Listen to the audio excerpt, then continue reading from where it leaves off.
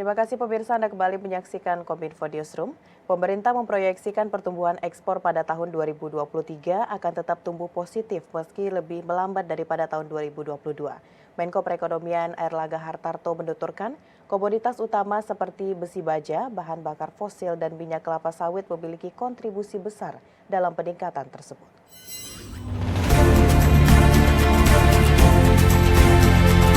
Presiden Republik Indonesia Joko Widodo memimpin rapat terbatas mengenai evaluasi capaian ekspor dan investasi tahun 2022 dan target 2023 di Istana Merdeka Jakarta pada Rabu 11 Januari 2023. Dalam ratas tersebut, Presiden memberikan arahan kepada jajarannya agar pertumbuhan nilai ekspor yang tumbuh positif harus diikuti dengan peningkatan cadangan devisa. Tercatat, pada tahun 2022, nilai perdagangan ekspor di Indonesia mengalami kenaikan yang cukup tinggi, yakni tumbuh sebesar 29,4%. Dan nilai impor juga mengalami pertumbuhan sebesar 25,37%, dengan nilai ekspor mencapai 268 miliar US dollar. Menteri Koordinator Bidang Perekonomian Airlangga Hartarto dalam keterangan persnya menyampaikan bahwa komoditas utama seperti besi baja, bahan bakar fosil, dan minyak kelapa sawit atau crude palm oil memiliki kontribusi besar dalam peningkatan tersebut. Lebih lanjut, Presiden juga meminta agar peraturan pemerintah nomor 1 tahun 2019 tentang devisa hasil ekspor dari kegiatan pengusahaan, pengelolaan, dan atau pengolahan sumber daya alam dapat diperbaiki dan menekankan untuk menetapkan Republik Rakyat Tiongkok sebagai negara tujuan pangsa terkuat di antara negara anggota ASEAN. Arahan Bapak Presiden bahwa ekspor yang selama ini terus positif itu perlu diikuti dengan peningkatan cadangan devisa. Oleh karena itu Bapak Presiden meminta agar PP nomor 1 tahun 2019 tentang devisa hasil ekspor itu untuk diperbaiki. Saat ini hanya sektor pertambangan, perkebunan, dan kehutanan dan perikanan yang diwajibkan masuk di dalam negeri. Nah, ini kita akan masukkan juga beberapa sektor termasuk sektor manufaktur. Jadi dengan demikian kita akan melakukan revisi sehingga tentu kita berharap bahwa peningkatan ekspor itu dan juga surplus neraca perdagangan akan sejalan dengan peningkatan dari cadangan devisa.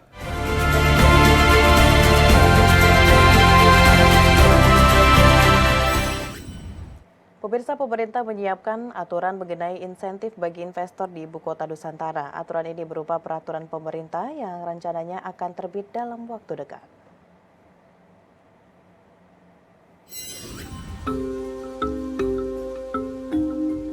Menteri Investasi BKPM Bahlil Lahadalia pada keterangan pers usai mengikuti ratas di kantor Presiden pada Rabu 11 Januari 2023 menyebut, pemerintah saat ini sedang merampungkan PP mengenai insentif bagi investor yang akan berinvestasi di IKN.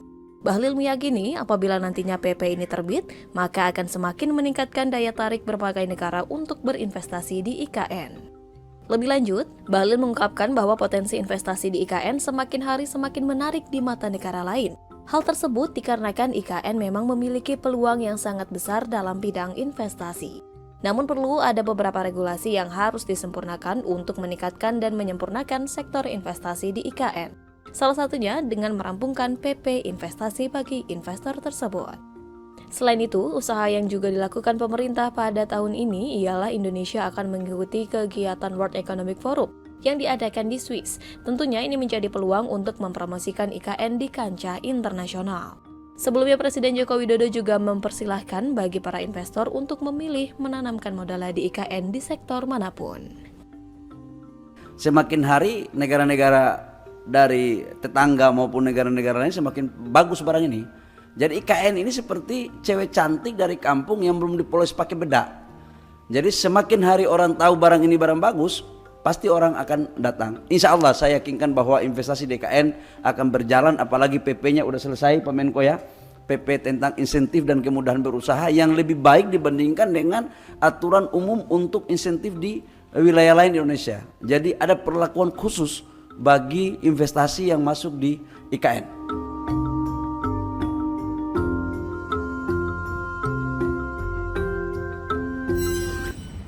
Kita ke informasi selanjutnya pemirsa, Menteri Luar Negeri Retno Marsudi menyampaikan hasil kinerja Kemenlu selama tahun 2022. Salah satunya soal pelaksanaan diplomasi perlindungan WNI di luar negeri. Secara total, Kementerian Luar Negeri telah menyelesaikan 30.000 lebih kasus perlindungan WNI.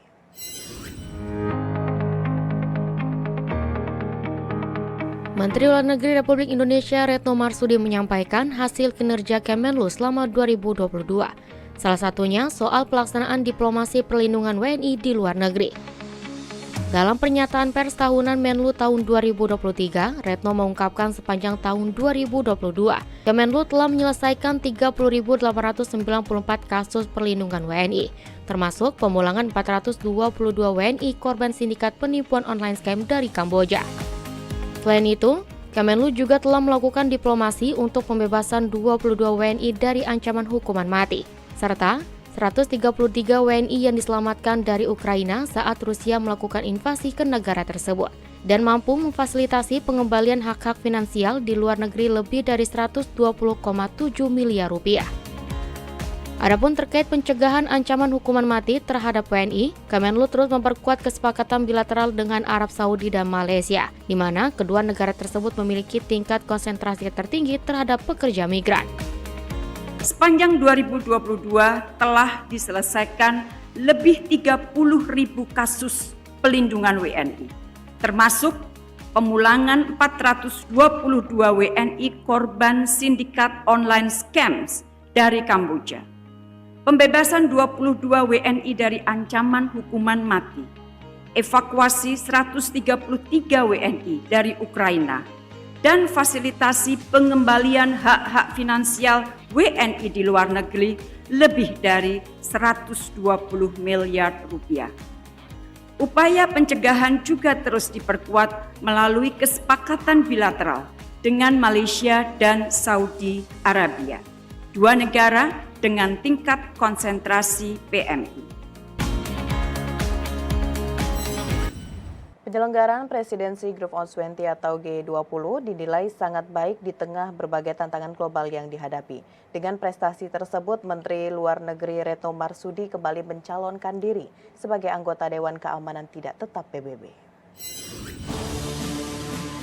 Berbagai capaian diplomasi Indonesia disampaikan Menteri Luar Negeri Retno Marsudi dalam pernyataan pers tahunan Menlu 2023 yang dilaksanakan di kantor Kemenlu Jakarta. Menurut Menteri Retno, Indonesia telah melaksanakan presidensi Group of 20 G20 dengan sangat baik di tengah berbagai tantangan yang dihadapi. Retno menyebutkan presidensi Indonesia dijalankan pada masa yang amat sulit dan penuh tantangan, mulai pandemi COVID-19, rivalitas kekuatan besar yang semakin tajam, perang di Ukraina, hingga krisis pangan dan energi. Dengan berbagai prestasi internasional ini, Menlu menyatakan Indonesia akan kembali mencalonkan diri sebagai anggota Dewan Keamanan Tidak Tetap PBB dan diharapkan dapat dukungan secara penuh dari seluruh negara di dunia. Berbekal peran, keaktifan, dan kontribusi Indonesia untuk dunia, maka Indonesia telah memutuskan untuk mencalonkan diri sebagai anggota tidak tetap Dewan Keamanan PBB untuk periode 2029-2030. Semua persiapan akan dimulai dari sekarang dan Indonesia sangat berharap dukungan semua negara terhadap rencana pencalonan tersebut. Usai menjadi tuan rumah kejuaraan MotoGP Mandalika, Indonesia kembali menjadi tuan rumah kejuaraan dunia F1 Powerboat di Danau Toba, Sumatera Utara pada 24 sampai dengan 26 Februari 2023. Menteri Pemuda dan Olahraga Zainuddin Amali menilai ajang F1 Powerboat akan menjadi pemicu bangkitnya atlet-atlet balap olahraga air Indonesia. Indonesia kembali menjadi tuan rumah dalam ajang internasional ajang balap otomotif kelas dunia Formula 1 Powerboat.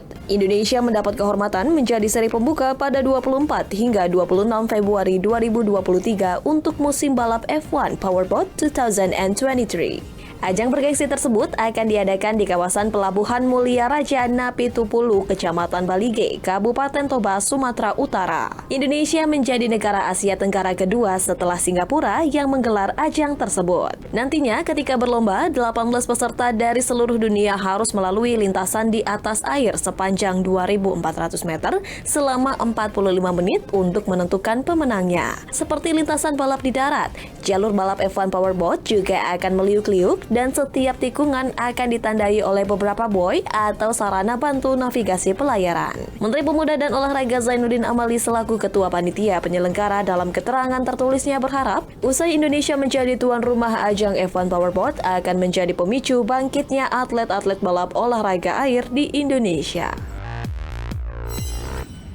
Pemirsa, setelah jeda kami akan kembali dengan informasi capaian pemerintah 2022 Fondasi Menuju Indonesia Emas 2045 sesaat lagi.